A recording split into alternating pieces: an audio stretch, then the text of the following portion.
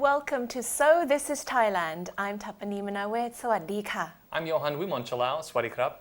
And I'm Kipsan Oslo Beck. Sawadee Cup. And welcome to So This is Thailand. Well, here we are, getting towards the end of the week.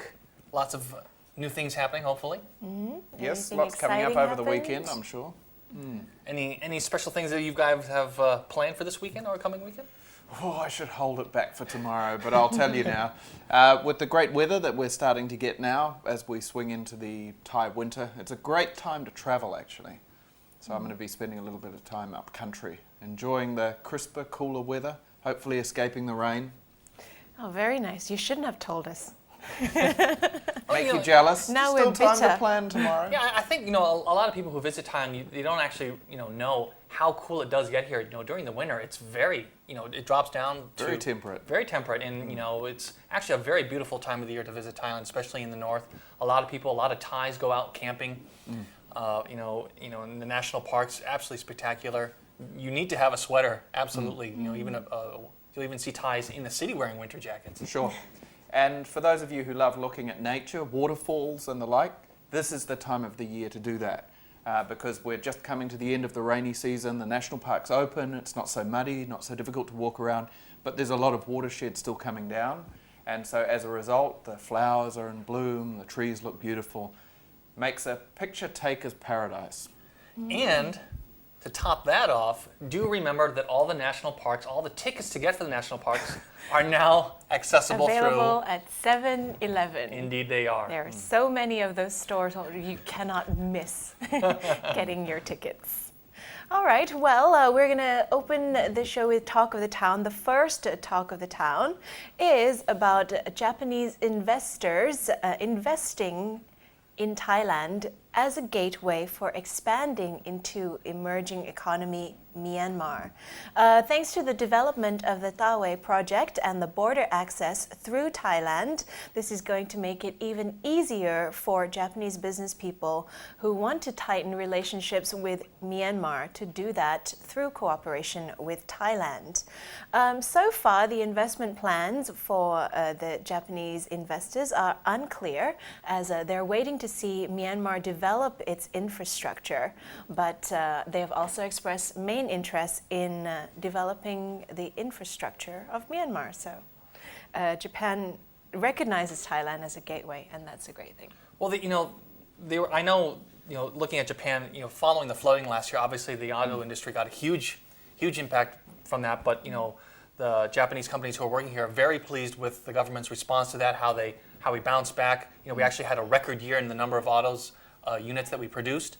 And they're looking at, Thailand as hopefully, leading, as we mentioned in earlier shows, China leading the way that, especially for the AAC coming up, the Dawei project, absolutely a great entry point. And with the road access that we've covered, looking at the highways that they're looking to build, looking at the rail links, especially that they're going to be able to build as well, it's a great opportunity. And certainly it's one way that we can look at Thailand as a gateway into Myanmar, but it's actually not just a gateway into Myanmar, it's all the surrounding countries within ASEAN. We actually share borders with a number of developing countries, and we're perfectly poised to be the centre. What we need really is good logistics to be able to move things by road, by rail, by air from point to point. And this is one of the things that the government really does need to look closely at, because Japanese investors are coming here because we're more developed than our neighbours at the moment. But the risk is, if you look back 30, 40 years, people said we were more developed than South Korea, we were more developed than Singapore, we were more developed than Malaysia. And we've kind of lost a spring in our step a little bit. But it's not too late to get it back. And I think the fact that Japanese investors are pushing the Thai government to take the steps needed, the fact that they're optimistic and enthused investing in Thailand, these are a very good sign to be able to see for looking forward over the next 10, 20 years. Well, I don't know. It seems like we're kind of receiving a lot of windfall from the AEC just because we're here. But as you said, the more proactive approaches need to be taken as well.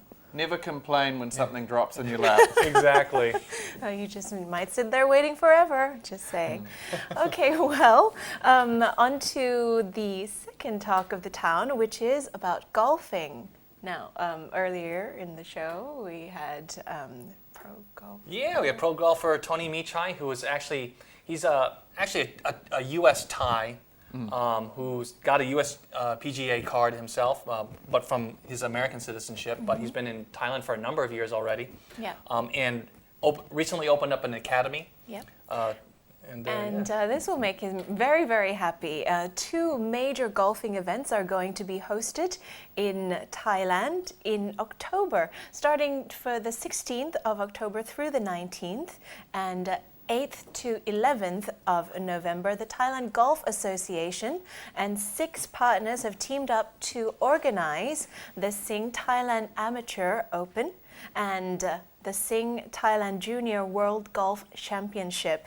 This is going to feature golfers from over 15 countries, from Korea, Taiwan, Malaysia, Singapore, Philippines, and also outside of Asia, from Denmark as well, and many other countries joining the ranks.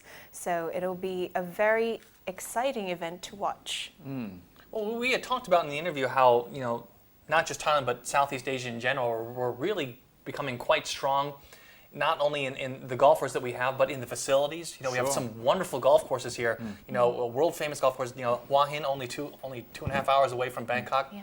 Great place for people to come to the Thailand and enjoy, and with attracting a lot of the pros from around the world here, and looking at especially the junior aspect of it. Great future. We do have a lot of great courses during the golfing boom. I remember, Nick Faldo and Jack Nicklaus, all those really great golfers and they were springing up like mushrooms. And Thai people, we love to go and watch sport as well, so this is a great opportunity. I have to thank Sing Corporation. They are very active supporters of motorsport, water sport, sailing, as well as golf, tennis, and so many other activities that us Thais, we're actually able to go and enjoy and see some of the world's best play. So looking forward to this. When are the dates again? Right. The first one for the Amateur Thailand Open is the 16th through 19th of October. And for the Junior World Golf Championship, that is going to be held in Hua Hin, it will be between 8th through 11th of November. So a double whammy. Now, earlier you were talking about opening up the borders and being a hub and connecting with many countries surrounding us. Well, we're going to talk about border passages for the next few items that we're highlighting today.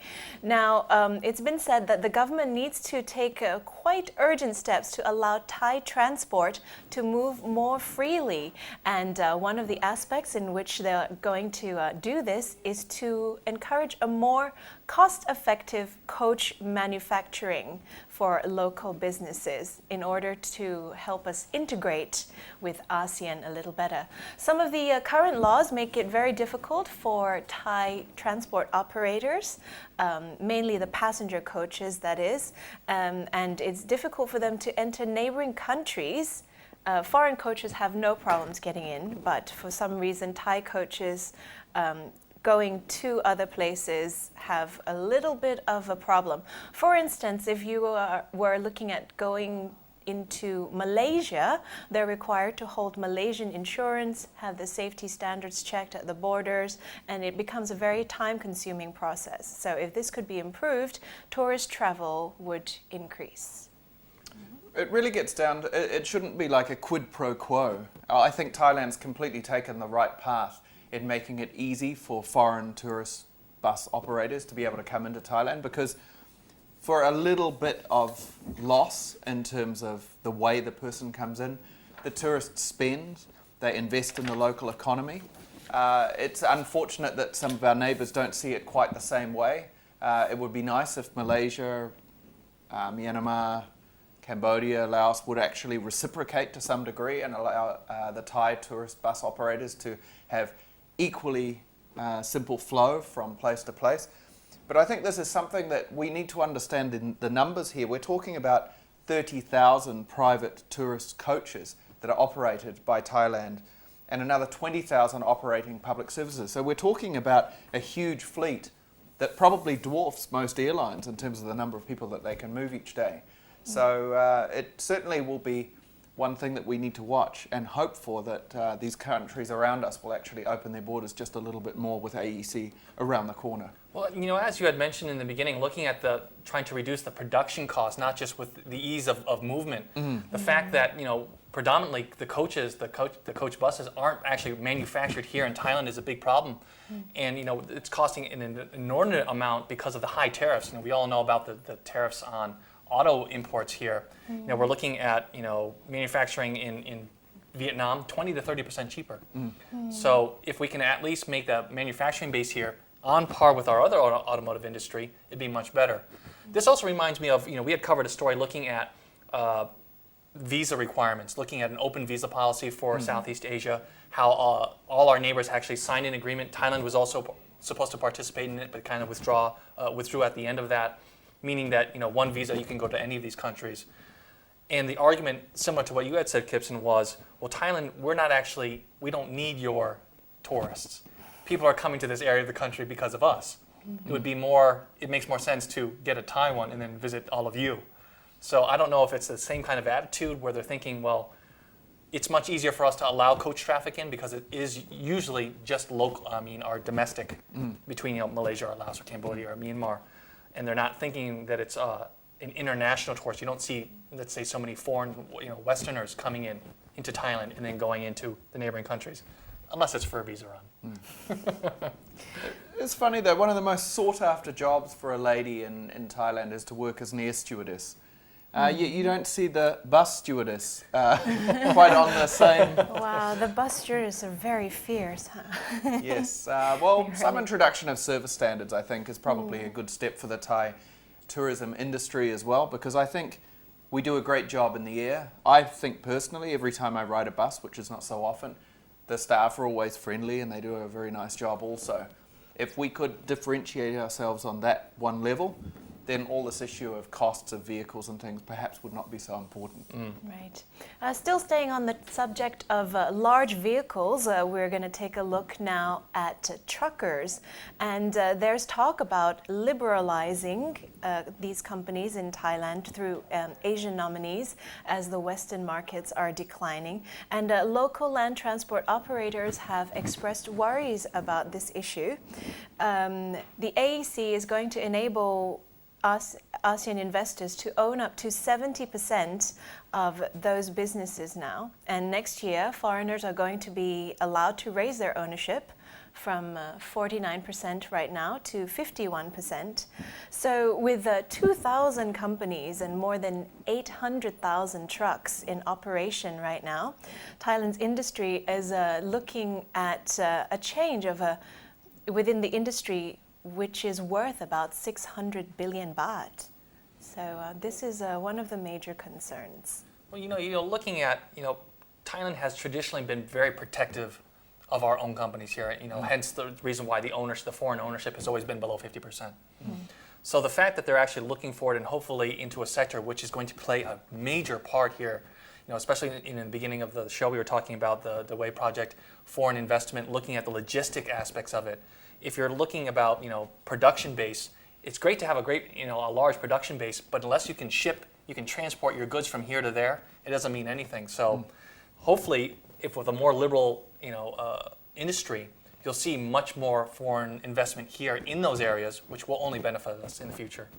My take on it is the people who are in the industry now, the local Thai trucking companies, a lot of them are fearful of what will happen when these international conglomerates come in with deep pockets, a lot of cash, ability to fund. But really it's going to be a pie that expands many times over.